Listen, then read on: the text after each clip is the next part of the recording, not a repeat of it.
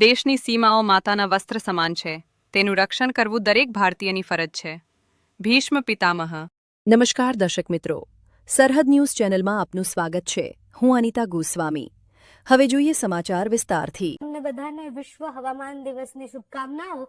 અને આગાહી આજની એવી છે કે ગુજરાતમાં એકવાર ફરી માવઠું આવવાનું છે. એટલે હમણાં માવઠાનો એક રાઉન્ડ પૂર્ણ થયો. 3 થી 4 દિવસ માવઠાની આગાહી હતી.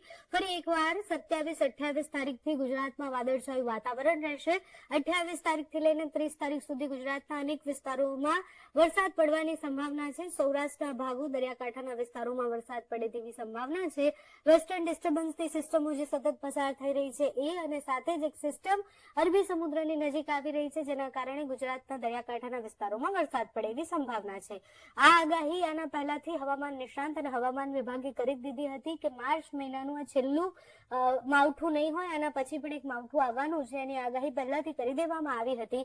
હવામાન નિષ્ણાંતની આગાહી મુજબ 28 તારીખથી 30 તારીખ સુધીમાં જે માવઠું આવવાનું છે એ અનેક વિસ્તારોમાં વરસાદ લઈને આવશે. એની વચ્ચે તમને ગરમીનો થોડોક અનુભવ થશે, પણ જે તાપમાન આપણે અત્યાર સુધી જોયું એ એક્સ્ટ્રીમ તાપમાન નહીં રહે.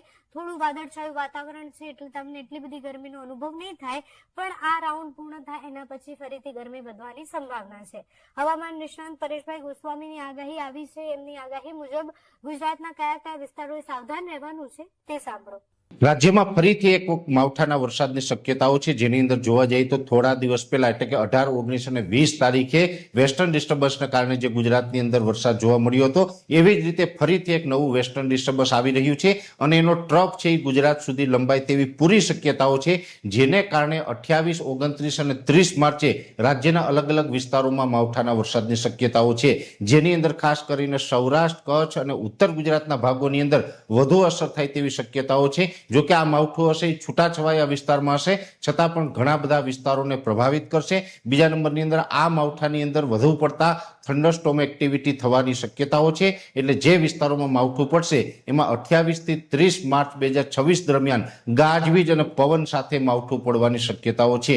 એટલે ગાજવીજ અને પવન સાથે માવઠું થાય એટલે ખેતી પાકોને પણ ઘણું બધું નુકસાન થાય તેવી શક્યતાઓ દેખાઈ રહી છે. એટલે અગાઉથી આગમચેતીના ભાગરૂપે દરેક મિત્રોને અપીલ કરવામાં આવે છે કે જેટલું પણ ખેતી પાકોની અંદર આપણે સાચવી શકતા હોય એટલું સાચવી લેવાનું, કેમ કે એક વેસ્ટર્ન ડિસ્ટર્બન્સ પસાર થવાનું છે ને એનો ટ્રફ ફરીથી ગુજરાત સુધી લંબાશે. અત્યારે આપણે ઉનાળો ચાલી રહ્યો છે, ગરમીનો માહોલ છે, એટલે 700 HPA લેવલે આ ટ્રફને કારણે એક અસ્થિરતા બનશે અને આ અસ્થિરતા છે 28, 29, 30 માર્ચમાં ગાજવીજ અને પવન સાથે વરસાદના રૂપમાં અસર કરવાની છે, જેની દરેક મિત્રોએ નોંધ લેવી.